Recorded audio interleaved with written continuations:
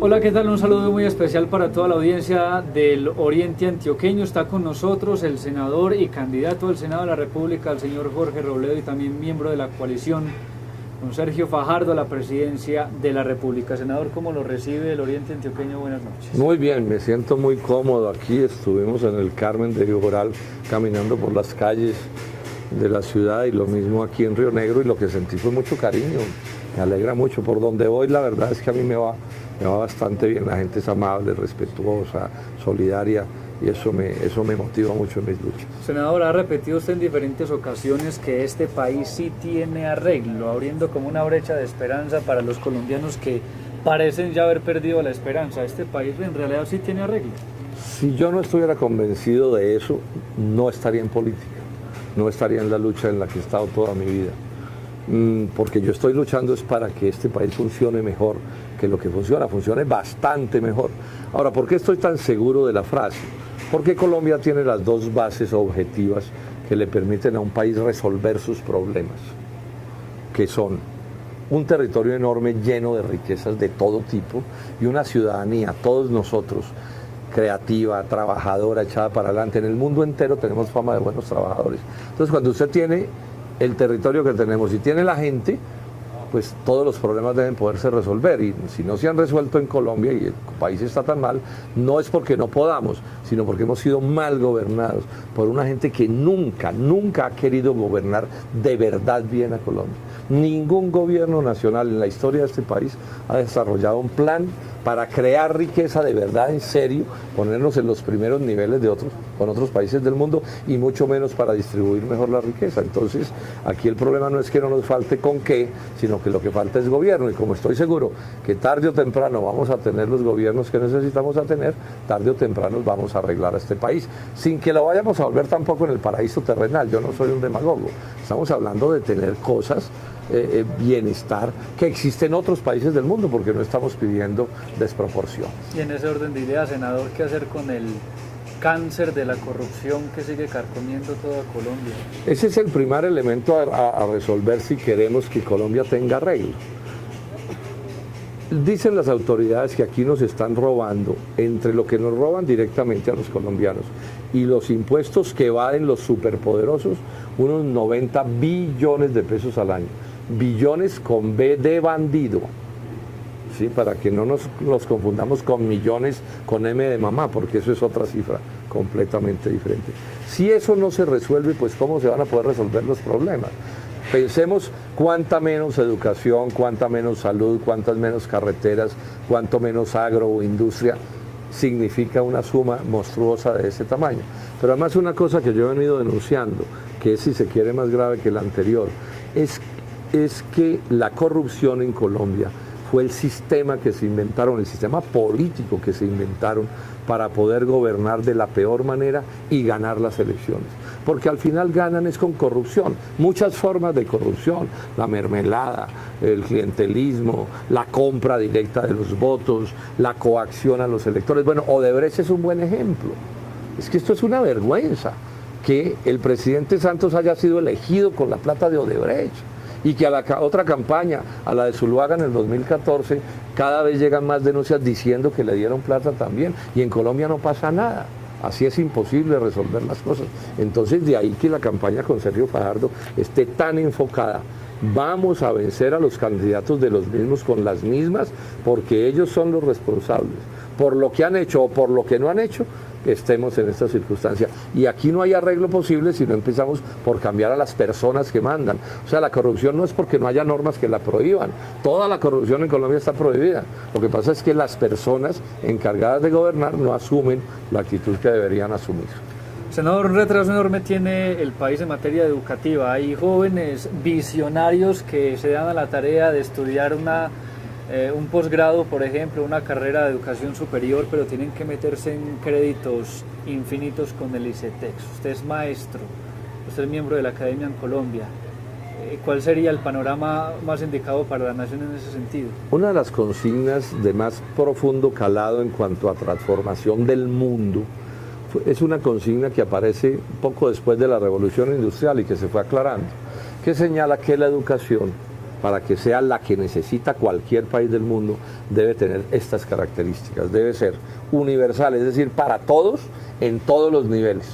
O sea que se le dé una importancia inmensa a la educación para todos, no solo para el que tenga plata, para todos. Segunda idea, educación de alta calidad, porque si no se vuelve una estafa. Tercera idea, para que pueda ser para todos tiene que ser gratuita, porque si es cobrando, millones de personas no pueden acceder a la educación en algún nivel. Y para que pueda ser gratuita tiene que ser pública, porque si no, ¿quién la va a pagar? Entonces, ese es, digamos, el paradigma, digamos, el objetivo a conseguir. Si alguien dice, no, no se puede conseguir, paja. Así funciona Finlandia y otros países. Finlandia con fama de tener una de las mejores educaciones del mundo. Entonces, ¿cuál debe ser la política educativa? Contraria a la que nos han venido aplicando, porque la de ellos es la privatización. ¿Cuál es el problema con la privatización? No es que no pueda haber educación privada. Lo que pasa es que la educación privada, para que sea buena, tiene que ser tan cara en sus matrículas que nadie puede pagarla.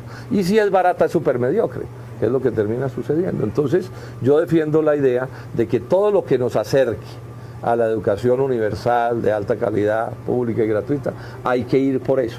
Y todo lo que nos aleje de eso, pues debemos rechazarlo. En el entendido de una cosa, no estamos en el primer día de la creación, tenemos un sistema completamente deformado, horriblemente deformado, y armarlo, rearmarlo no es fácil.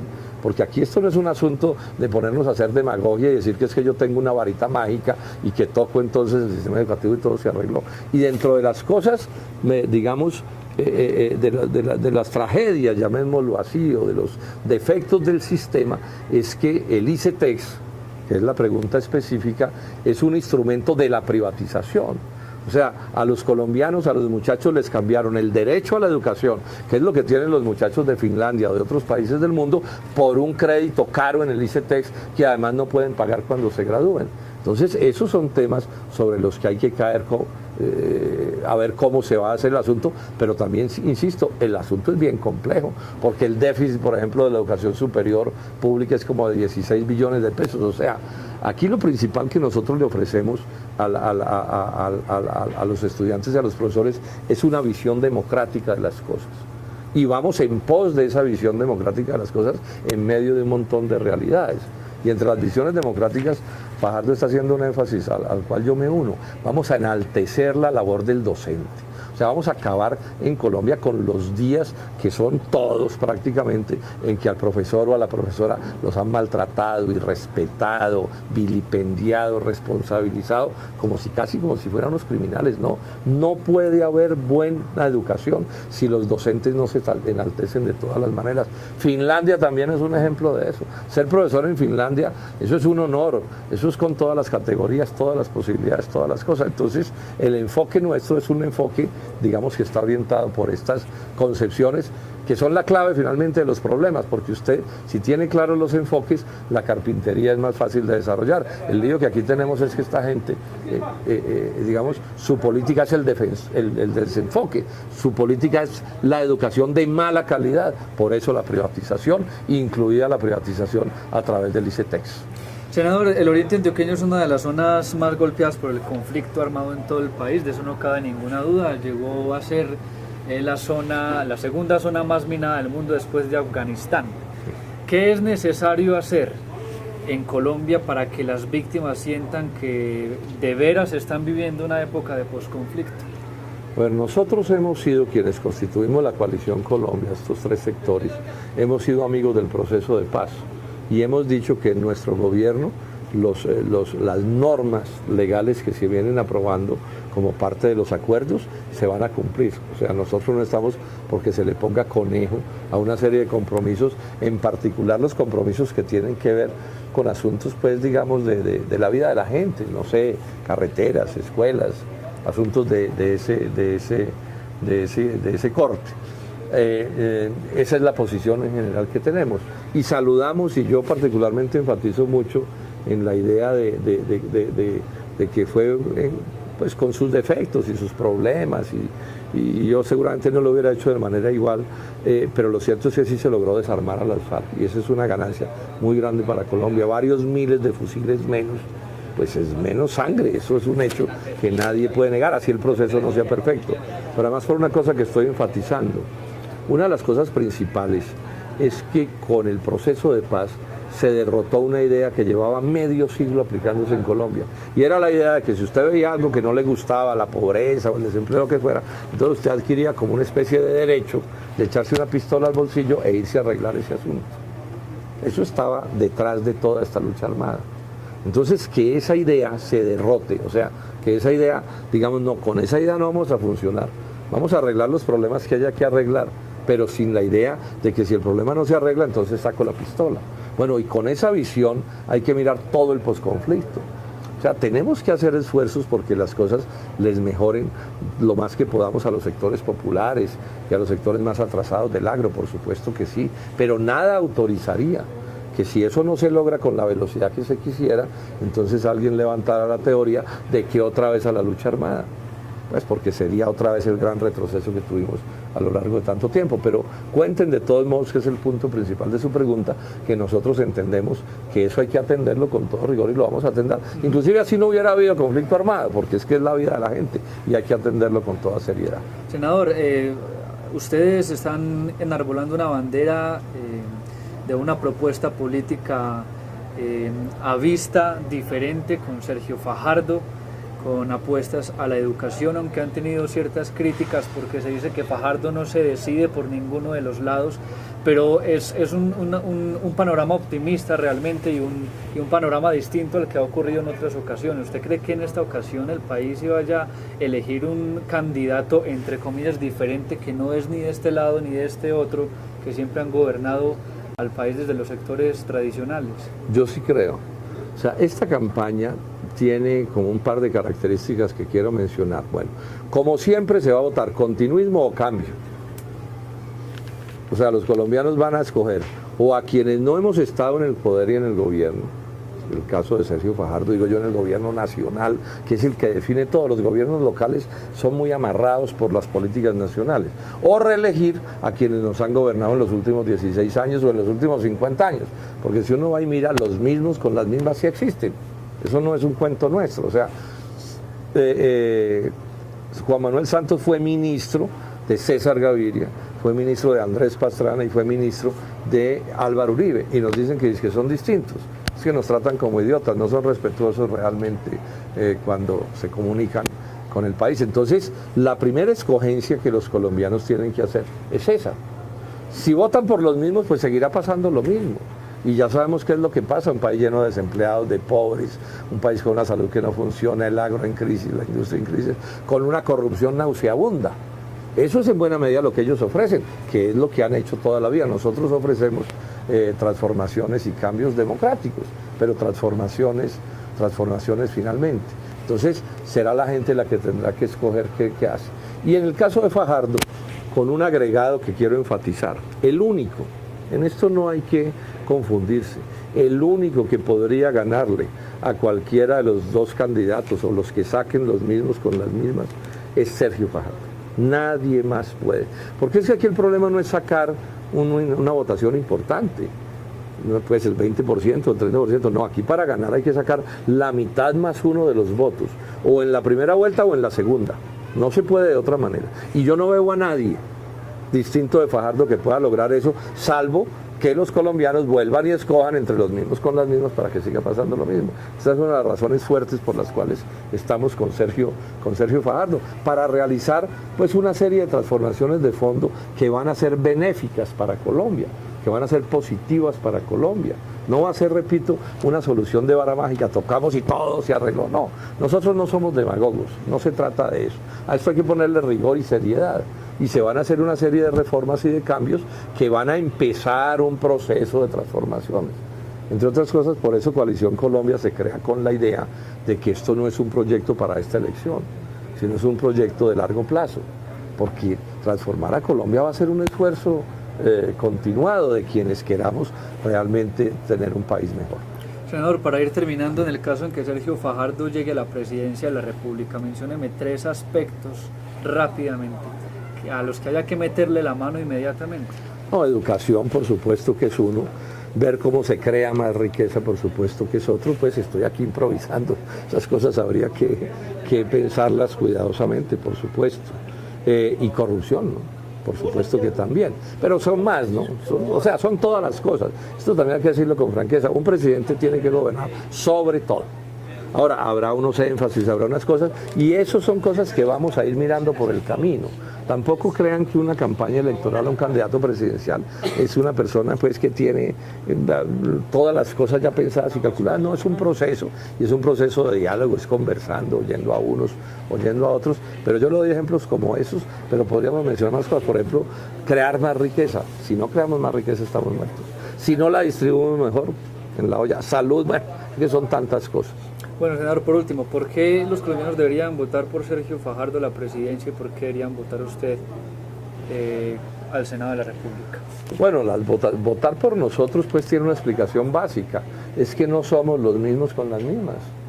Que aquí han metido un cuento que tampoco es cierto, que es que todos los políticos son iguales. No, nosotros no somos iguales a ellos, no es verdad. No hemos estado con ellos. ¿Dónde hemos estado con ellos? O sea, Fajardo les gana la alcaldía de Medellín y la gobernación de Antioquia contra los mismos, con las mismas, ¿o no? Yo le pregunto a los antioqueños, ¿no fue así? Entonces, ¿cómo así que es igual a ellos? En el caso mío, llevo toda la vida en la oposición, ¿en qué soy igual a ellos? El Polo Democrático, ¿en qué es igual a ellos? Nosotros no respaldamos ni el gobierno de Uribe ni el de Santos. Es más, alguien del Polo que se empeñó en llevarnos para el santismo, se tuvo que ir del Polo. Ahora, no es que nosotros no sepamos que allá se reparten mermeladas y cosas, nosotros lo sabemos, pero preferimos renunciar a eso. Entonces, esta es nuestra principal propuesta. Nos han gobernado los mismos y han fracasado en la solución de los problemas nacionales. Pueden echar el cuento que eche, pero los problemas nacionales son gravísimos. Hay muchos países en el mundo con condiciones semejantes a las de Colombia, en donde la gente vive, digamos, en este nivel de prosperidad, y aquí vivimos en este. Entonces, estamos ofreciendo eso. Y en el caso de mi Senado, ¿por qué volver al Senado y a las listas del Polo? Jorge Gómez, para poner un nombre en el caso de la Cámara en Antioquia, bueno, pues ya hemos mostrado. A mí me aburre hablar de mis cosas, pero me toca decirlo. 2.500 líderes de opinión, que no son del Polo, durante 6 años seguidos, desde que se inventaron esa encuesta, me han escogido a mí como el mejor senador de Colombia. Esa es una realidad que está allí y tiene que ver con que yo, pues, bueno, soy honrado, soy decente, trabajo duro, soy un demócrata, un patriota que quiere a este país, pero no soy solo yo, esa es la visión del Polo. Los del Polo no vendemos nuestra conciencia, por ejemplo. No nos compran con mermelada nuestros votos. Tenemos el valor civil para señalar con el dedo acusador a los ladrones, por encopetados que sean. No nos les sometemos a los poderes establecidos que malgobiernan a Colombia y acompañamos las luchas ciudadanas. Tampoco, digamos, nos avergüenza, por el contrario, lo hacemos orgullosamente. Si los educadores salen a reclamar, vamos con ellos. Si salen los del medio ambiente, si salen, bueno, los mineros, si sale el que salga a luchar, nosotros, pues, luchas democráticas y civilizadas, ahí estamos con ellos. Entonces podemos con la frente en alto plantearnos ante el país y decirle al país, es bueno que nosotros ganemos la presidencia con Sergio Fajardo y es bueno que nosotros volvamos al Congreso, de donde es bueno que ustedes lo sepan, quieren sacarnos. Hay como una especie de gavilla en Colombia montada para que la voz de Robledo no se escuche más en el Senado de la República y para que las voces del Polo y de los verdes y de quienes estamos, digamos, por fuera del establecimiento, quieren que no volvamos al Congreso. Entonces, invitarlos a que nos respalden esta jornada del 11 de marzo. Senador, gracias por responder mis preguntas. A ustedes muchísimas gracias y a sus televidentes mis saludos. Gracias a toda la audiencia de mioriente.com. Era el candidato al Senado de la República, el señor Jorge Robledo. Seguiremos entrevistando a más candidatos en los próximos días para que el Oriente elija.